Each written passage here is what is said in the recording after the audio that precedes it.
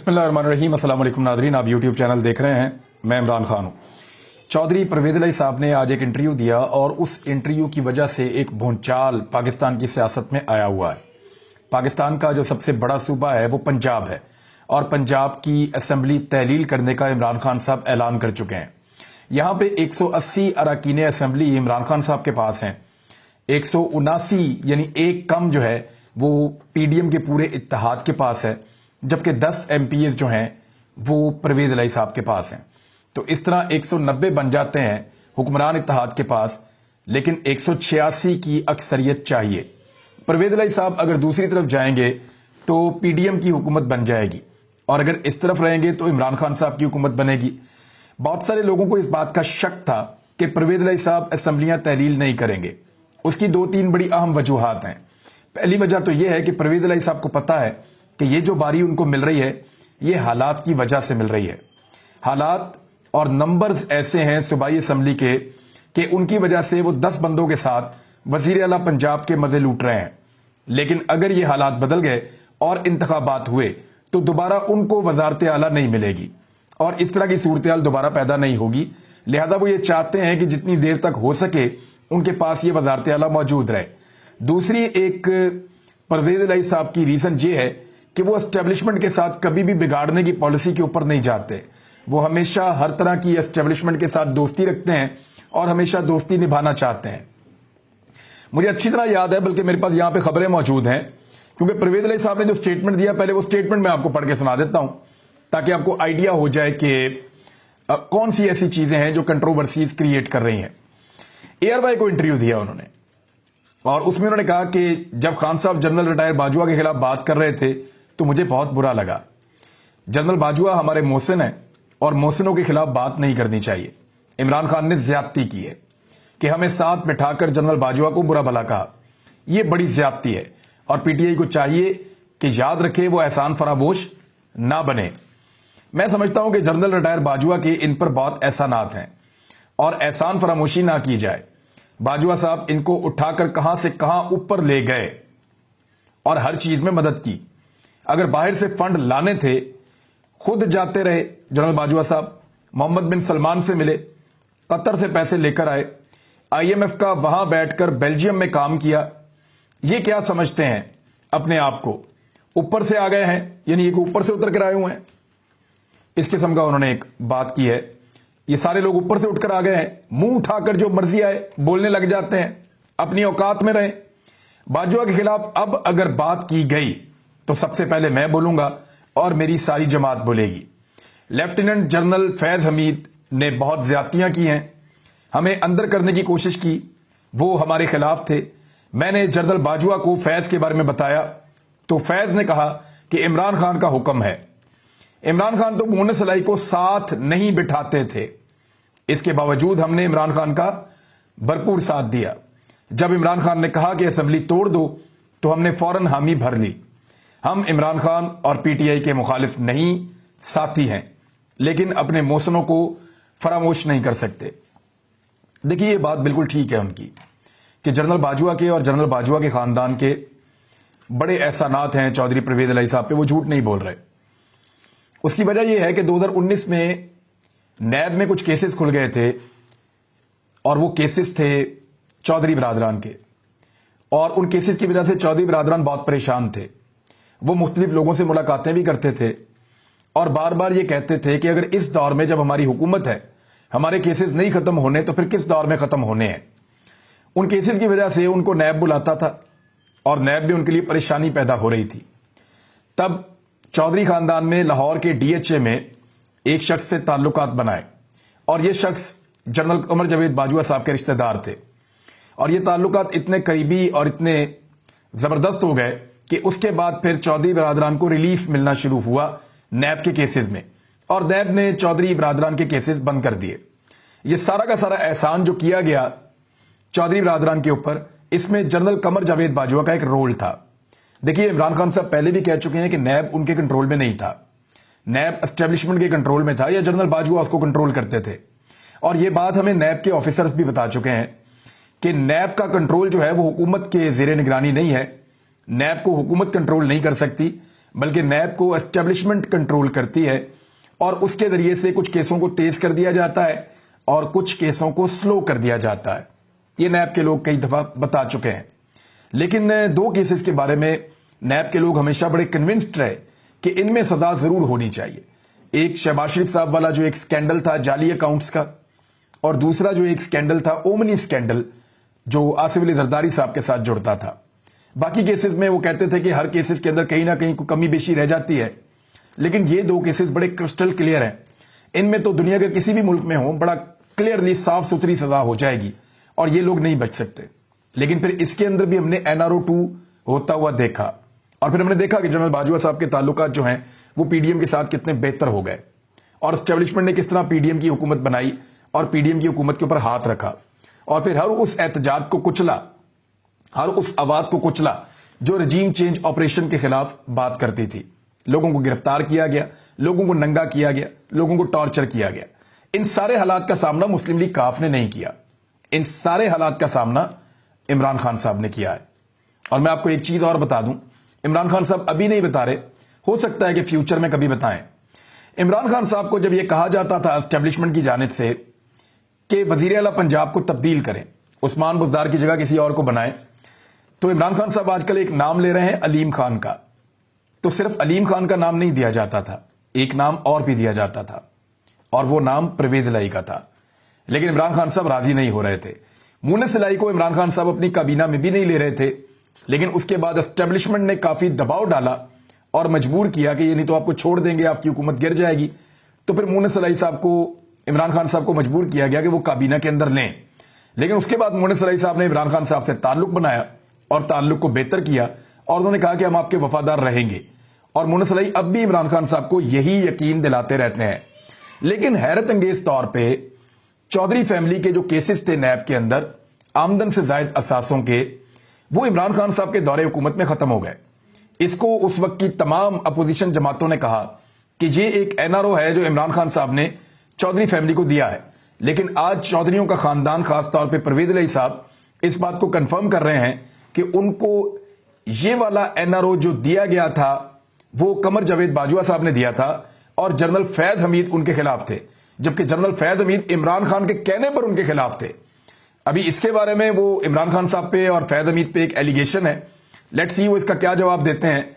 लेकिन परवेज इलाही साहब को बाजवा साहब ने एक फोन किया और बड़ी लंबी टेलीफोन कॉल में ये गिला किया कि आपकी मौजूदगी में इमरान खान साहब मुझे बुरा भला कहते रहे और आपने कोई बात नहीं की। देखिए, परवेज इलाही साहब जब वजीर आला पंजाब बने हैं ना, तो उन्होंने डिफेंस के उसी घर में जाकर शुक्रिया अदा किया जो घर उनको और जनरल कमर जावेद बाजवा साहब को जोड़ता है। वजीर आला बनने से पहले भी जो सारे मामला तय किए वो भी डिफेंस के उसी घर में जाकर किए जो घर जनरल कमर जावेद बाजवा और परवेज इलाही साहब को जोड़ता है। तो ये एक एहसानात तो बिल्कुल हुए हैं। अब जनरल कमर जावेद बाजवा साहब का ये कहना और बार बार कहना कि हम एपॉलिटिकल थे, हमारा सियासत में कोई रोल नहीं था, इसके ऊपर ओस डाल दी है या इस बयानिए को उड़ाकर रख दिया है परवेज इलाही साहब ने। क्योंकि परवेज इलाही साहब तो कह रहे हैं कि जनरल कमर जावेद बाजवा बहुत एहसानात कर रहे थे। वो तो ये कह रहे हैं कि जनरल कमर जावेद बाजवा ने PTI पर भी एहसानात किए और उन्होंने मुस्लिम लीग काफ के ऊपर भी एहसानात किए, बल्कि हमारा जो ताल्लुक है उसको बनाने में जनरल कमर जावेद बाजवा साहब का बड़ा रोल था। तो फिर क्या जनरल कमर जावेद बाजवा इस बारे में झूठ बोल रहे थे कि उनका पाकिस्तान की सियासत में कोई किरदार नहीं है? फिर परवेज इलाही साहब औकात की बात करते हैं। देखिए, मैं एक चीज तो समझाऊं पाकिस्तान की सियासत में, जो पॉलिटिकल पार्टीज उनको लगता है कि उनकी औकात थोड़ी है, तो पब्लिक को भी यही लगता है कि इनकी औकात बहुत थोड़ी है और पब्लिक उनको छोटी छोटी टांगा पार्टियों की तरह ही रखती है हमेशा। और जो पॉलिटिकल पार्टीज ये तय कर लेती हैं कि उनकी औकात बहुत बड़ी है, तो पब्लिक भी उनको पजीराई देती है। जब जब कोई पार्टी एस्टेब्लिशमेंट की छतरी के अंदर रहकर सियासत करना चाहती है, तो वो काफ लीग, MQM, बलूचिस्तान अवामी पार्टी या इस किस्म की छोटी छोटी पार्टियों की सूरत में रहती है। लेकिन जब कोई पार्टी ये खौल तोड़ती है और अवामी सियासत करती है, तो वो नून लीग, पीपल्स पार्टी और इस वक्त जैसे कि पाकिस्तान तहरीक इंसाफ है, इस तरह की एक बड़ी पॉलिटिकल पार्टी बन जाती है। तो चौधरीज कभी बाहर आ ही नहीं पाए, एस्टेब्लिशमेंट का खौल तोड़ नहीं पाए, तो वो उसके अंदर ही रहेंगे। अभी भी ये खदशा मौजूद है कि चौधरी परवेज इलाही इमरान खान साहब का साथ छोड़ देंगे اور پنجاب کی اسمبلی تحلیل نہیں کریں گے، لیکن 5 دن باقی ہیں۔ پاکستان تحریک انصاف کا صبر کا پیمانہ لبریز ہوتا ہے یا وہ مزید صبر کرتے ہیں اور ایک گنجائش پیدا کرتے ہیں کہ ٹھیک ہے 2 پولیٹیکل پارٹیز ہیں، ایک کاف لیگ ہے، ایک پی ٹی آئی ہے، دونوں کے اندر ایک اتحاد ہے اور دونوں اپنے اپنے مفاد کے لیے اس اتحاد میں ہیں۔ پی ٹی آئی کو یہ پتا ہے کہ اگر کاف لیگ کے ساتھ اتحاد نہ ہوا تو پنجاب میں حکومت رہے گی نہیں اور اسمبلیاں بھی تحلیل نہیں کر پائیں گے، لہذا ان کو برداشت کرنا پڑے گا۔ ان کا پوائنٹ آف ویو الگ ہو سکتا ہے لیکن اس اتحاد میں رہنا ان کی مجبوری ہے۔ اسی طرح چودھری پرویز الہی جو ہیں، ان کی مجبوری یہ ہے کہ وہ اگلا انتخاب عمران خان صاحب کے ساتھ رہ کر لڑنا چاہتے ہیں اور وہ یہ چاہتے ہیں کہ ان کو پاکستان تحریک انصاف کا ووٹ پڑے تاکہ وہ زیادہ سیٹیں جیت کر پھر کسی اچھی پوزیشن میں آ سکیں۔ یعنی دونوں کا اپنا اپنا اس اتحاد کو رکھنے کا ہے، ان کا پوائنٹ آف ویو الگ ہے جنرل باجوہ کو لے کر، تو دونوں کا الگ الگ پوائنٹ آف ویو ہونے کے باوجود دونوں جڑ کر رہ سکتے ہیں اپنے اپنے سیاسی مفاد کے لیے اور سیاسی مستقبل کو دیکھتے ہوئے۔ جیسا کہ پی ڈی ایم کی 13 جماعتیں آپس میں جڑی ہوئی ہیں، پاکستان کا 95% میڈیا بھی ان کے ساتھ جڑا ہوا ہے، پاکستان کی اسٹیبلشمنٹ بھی بہت حد تک ان کے ساتھ کھڑی ہوئی ہے، حالانکہ ان سب کی سوچ مختلف ہے لیکن سیاسی مفاد نے ان سب کو جوڑ کر رکھا ہوا ہے۔ وہ پاکستان کا سارا میڈیا جس نے پی ڈی ایم کی 13 جماعتوں کے اختلافات کو کبھی ہوا نہیں دی، جنہوں نے کبھی نہیں کہا آصف علی زرداری کو کہ یہ شہباز شریف کے ساتھ تم کیسے بیٹھ سکتے ہو، اس کا جواب دو، جنہوں نے کبھی نہیں کہا بلاول کو، جنہوں نے کبھی نہیں کہا شہباز شریف کو، جنہوں نے کبھی فضل الرحمان کو تانا نہیں دیا، وہ سارے کے سارے اس وقت مسلم لیگ کاف کو اور پاکستان تحریک انصاف کو لڑوانے کی کوشش کر رہے ہیں۔ دیکھیے یہ بات میں پہلے دن سے کہہ رہا ہوں کہ چودھری برادران کبھی بھی اسٹیبلشمنٹ کے خلاف جا کر فیصلہ نہیں کریں گے۔ پرویز الہی میں وہ سیاسی جرت موجود نہیں ہے جو عمران خان صاحب انجوائے کرتے ہیں۔ عمران خان صاحب اسٹیبلشمنٹ سے بگاڑ بھی پیدا کر سکتے ہیں، وہ ٹکر بھی دے سکتے ہیں۔ پرویز الہی جو ہے وہ اقتدار کا بندہ ہے، ٹکر کا بندہ نہیں ہے، تو پرویز الہی ٹکر نہیں دے سکتے، وہ ہمیشہ اسٹیبلشمنٹ کی چھتری کے اندر رہ کر کام کریں گے اچھے بچوں کی طرح، یہ میں پہلے بھی کہہ چکا ہوں۔ وہ چاہتے ہیں کہ عمران خان صاحب کے ساتھ ان کا اتحاد رہے، وہ چاہتے ہیں کہ ان کو پاکستان تحریک انصاف کا ووٹ پڑے، لیکن اس کے لیے وہ اسٹیبلشمنٹ کو گنوانا نہیں چاہتے، اسٹیبلشمنٹ کی قیمت ادا کرنا نہیں چاہتے، اور انہیں لگتا ہے کہ اسٹیبلشمنٹ کے ساتھ بگاڑنا کوئی عقل مندی کا سودا نہیں ہوگا۔ تو پرویز الہی صاحب ان ساری چیزوں کو کیا مینج اور بیلنس کر پائیں گے؟ اس وقت آصف علی زرداری صاحب تشریف لے آئے ہیں لاہور میں، شہباز شریف صاحب چودھری شجاعت سے ملاقات، تو یہاں پہ کھچڑی پکنا شروع ہو گئی ہے۔ پاکستان تحریک انصاف کے لوگوں کو توڑنے کی بھی کوشش کی جائے گی، لیکن اسٹیبلشمنٹ جب تک کھل کر سامنے نہ آئی تب تک یہ نہیں ہو پائے گا، اور اسٹیبلشمنٹ کو کم سے کم ایک چیز سیکھ لینی چاہیے کہ ہر پول ایک دن کھل جاتا ہے۔ 8 مہینے پہلے ایک رجیم چینج آپریشن ہوا تھا پاکستان میں، بہت سارے پول تو اس وقت کھل گئے تھے، بہت سارے پول آج کھل رہے ہیں۔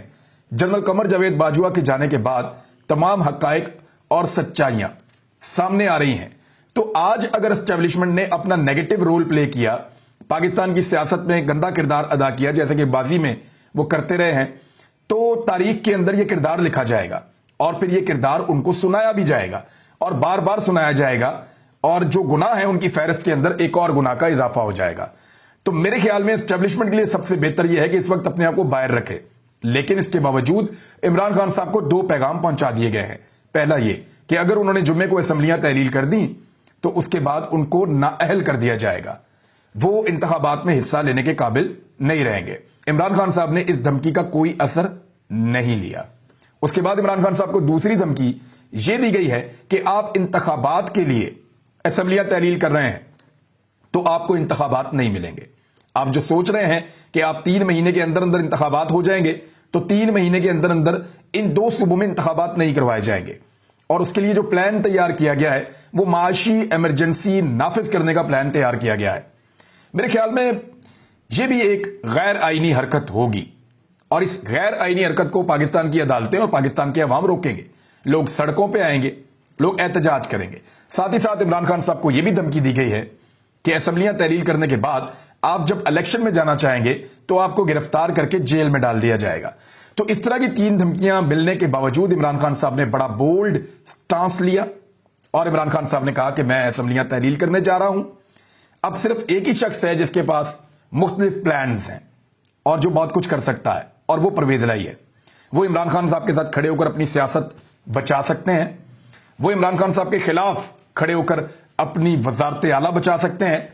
अब देखना उन्होंने ये है कि उन्होंने अगले 5 साल के लिए ज्यादा सीटें लेनी है या अगले 8 महीने तक, ज्यादा से ज्यादा 5 या 8 महीने ही हो सकते हैं ना, वजारत आला को इंजॉय करना है। यह फैसला परवेज इलाही साहब ने करना है। लेकिन नून लीग बहुत बुरी तरह फंस गई है। उन्हें यह समझ नहीं आ रही कि उन्होंने चौधरी परवेज इलाही को इस वक्त दुआएं देनी है या बददुआएं देनी है। वहां भी बहुत ज्यादा कंफ्यूजन है, लेकिन फिलहाल उन्होंने भी खामोशी इख्तियार की है। पाकिस्तान तहरीक इंसाफ भी खामोश है और सारे तेल और तेल की धार देख रहे हैं। तो नाज़रीन, अब तक के लिए जो पूरा एनालिसिस था इस सारे एपिसोड का, वो मैंने आपके सामने रख दिया है। मुलाकात होती है अगले वीलॉग में। तब तक के लिए अपना ख्याल रखिएगा, अपने इस चैनल का भी। अल्लाह हाफिज।